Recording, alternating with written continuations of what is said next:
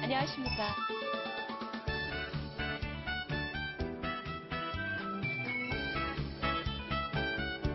네, 반갑습니다. 저희 KBS 터줏대감, 대감, 누님? 터준 누님? 터준 누님, 네. 예.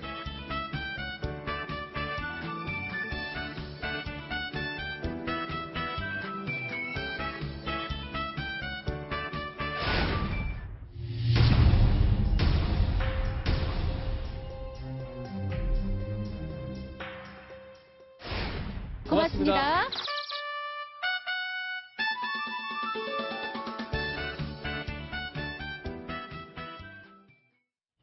벌써 18년이나 됐군요. 자, 이금희 씨가 아침마당을 진행한 것, 매일 아침 시청자 여러분을 찾아뵀던 그 시간, 벌써 98년부터니까 꽤 오래됐습니다. 그러나 이번 주를 마지막으로 방송국을 떠난 것, KBS 아침마당을 떠나는 겁니까? 그렇습니다. 이 장수 프로그램 중에 하나고 이 시그널 음악만 들어도 어떤 프로인지 다 귀에 익은 분들이 참 많을 것 같습니다. 네. 이금희 아나운서가 이번 주를 끝으로 해서 18년간 진행해왔던 이 아침마당을 그만둔다 하는 소식이 전해졌습니다. 많은 분들이 안타까워하고 좀 아쉬워하는데요. KBS 쪽에서는 사내 아나운서를 네. 새 아나운서로 진행을 맡길 계획을 갖고 있었고 네. 또 한 가지 측면에서는 제작비를 좀 절감할 필요가 있었다 이런 이야기도 나오고 있습니다. 자, KBS는 친정과 같은 존재라고 얘기를 했습니다. 자, 이렇게 아쉬움을 갖고 있을 것 같은데요. 자, 내일이 금요일인데 금요일이 마지막 방송입니다. 그때 어떤 모습을 보여줄지 저도 굉장히 궁금한데요. 자, 일단 그동안 이제 아침마당 시작한 지 25년 됐을 때 많은 사람들이 이 아침마당이라는 프로그램에 대한 얘기를 했습니다. 그 장면도 저희가 음성을 모아봤습니다. 이렇게 오래 갈 줄 몰랐죠, 진짜. 된장 한 숟갈에 아마 멸치 한 두세 마리 넣고 그렇게만 끓이면 끓일 수 있는 거. 옛날에 우리 경향신문에서 썼던 기사 같은데 아침에인 뭐 이런 식으로 도화각 신문에서 전면을 할애해서 제 얘기를 이렇게 실어줬던 기억이 납니다. 이금희 씨랑 결혼하고 싶다고 우리 신문사를 왜 찾아오시냐고요. 자, 제가 방금 전에 이제 날짜를 잘못 말했는데요. 일단 내일은 금요일이 아니라 목요일입니다. 그러니까 모레 아침까지 방송을 하는 건데요. 이동희 차장. 네. KBS가 재정 악화 때문에 이런 결정을 내렸다는 건데 실제로 그렇게 된 모양이죠? 글쎄요, 그 KBS 재정 상태 정확하게 알려지진 않았습니다만 최근에 그 KBS 내부 구조 개편을 한번 했는데요. 네. 이때 구성원들이 크게 반발을 하면서 우리가 왜 이렇게 수익성에 내몰려야 되느냐라고 하면서 KBS의 재정 문제를 구성원들이 제기할 정도로 상태가 이렇게 썩 좋지는 않은 것으로 보입니다. 자, 그러면요. 과거에 이제 자진해서 출연료를 삭감한 사례도 있다 그러는데, 자, 일단 스스로 이 자신의 KBS를 친정 같은 존재라고 얘기를 해왔었잖아요. 야. 그러니까 어떻게 보면 이금희 씨가 KBS로서 희생한 측면도 있는 거죠. 왜냐하면 네. 이금희 씨가 공식적으로 KBS 소속 아나운서가 아니라 이제 사표를 내고 프리랜서 아니겠습니까? 네네. 그러면 KBS 이제 계약을 하는 거고, 그러니까 당연히 이금희 씨 정도의 어떤 네임밸류와 실력은 굉장히 고액의 출연료가 갈 수밖에 없는 거죠.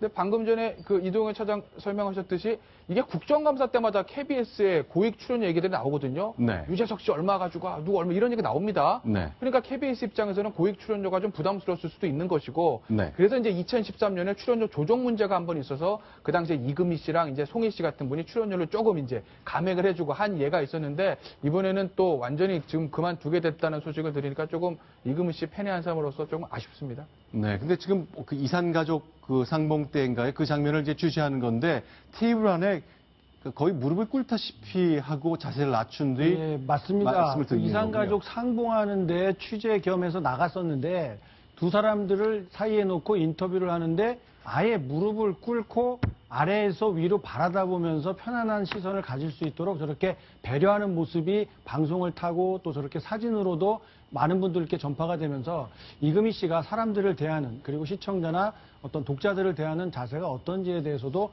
저런 장면으로도 잘 알 수 있게 해준 그런 네. 모습이었습니다. 자, 18년 동안 다양한 남자 진행자가 바뀌었습니다만 이금희 씨는 언제나 그 자리에 있었는데 이상벽 아나운서의 모습 보이고 있습니다. 자, 아버지가 경찰이셨군요. 가족에 대한 얘기도 과거 서울신문 인터뷰 때 밝힌 적이 있군요. 네, 아버지는 경찰이었고 어머니는 미용과 봉제일로 부업을 했다. 우리 딸이 5이었는데 어머니가 쉬는 적을 본 적이 없었다라고 인터뷰를 통해서 밝혔었는데요. 네. 이런 환경에서 되게 적극적으로 살아온 부모의 영향을 받아서 나 역시 성실성 그리고 근면, 주변에 대한 배려 이런 것들로 꼭꼭 뭉쳐진 그런 사람이다라고 자신을 소개하는 것 같습니다. 자, 그런데 이제 이금희 씨 결국 도대체 출연료가 얼마길래 KBS가 구조조정 차원에서 내부 아나운서를 쓰기 위해서 그만두게 하느냐 궁금할 것 같아요.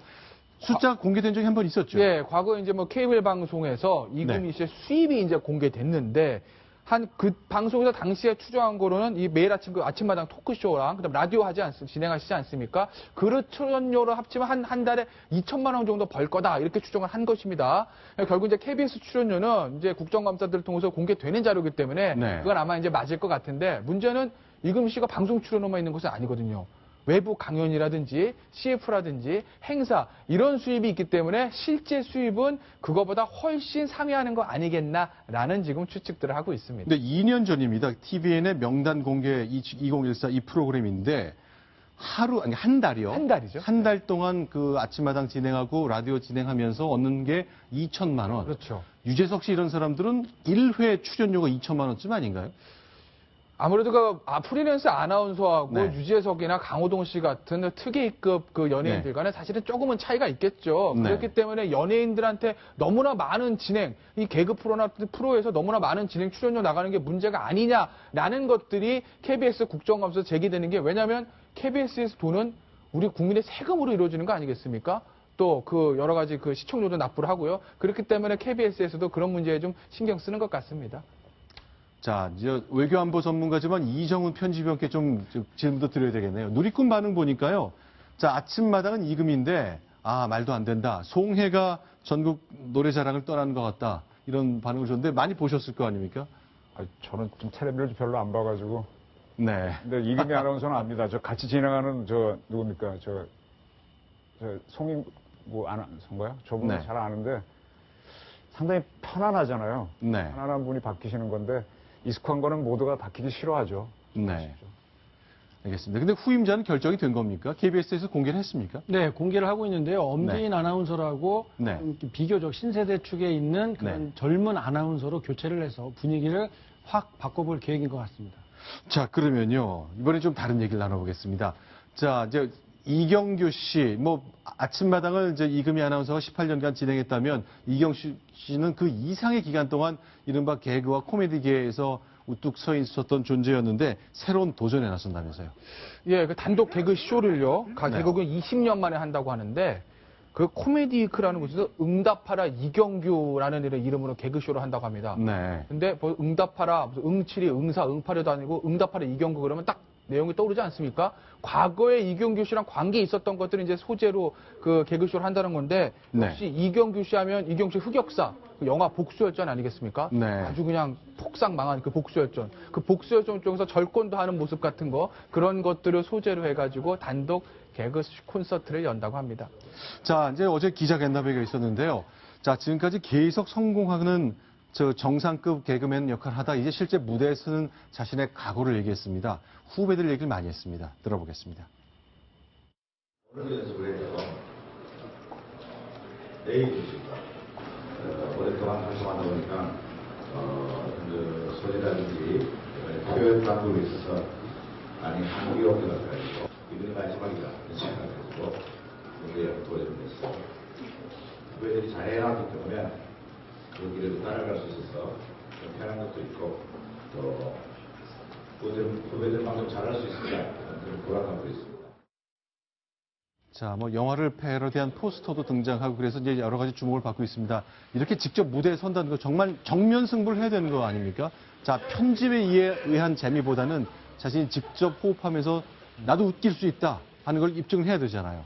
그 연기자 같은 경우도 드라마나 영화보다 연극 무대가 훨씬 어렵다고 합니다. 말씀하신 대로 녹화가 없고 편집이 없고 정말 라이브로 관객과 호흡하는 것이기 때문에 연기가 굉장히 힘들다고 하는데 이 개그맨들도 마찬가지죠. 이 어떤 스튜디오에서 카메라 앞에서 녹화하는 것이 아니라 정말 이렇게 무대에서 관객들과 정말 호흡을 해야 되고 내가 어떤 개그를 했을 때 웃지 않으면 굉장히 분위기가 좀 떨렁해지지 않겠습니까? 네. 그렇기 때문에 이경규 씨 입장에서는 20년 만에 어떤 새로운 도전을 하는 건데 개그계의 대부망처럼인 것처럼 굉장히 좋은 결과 있었으면 좋겠습니다.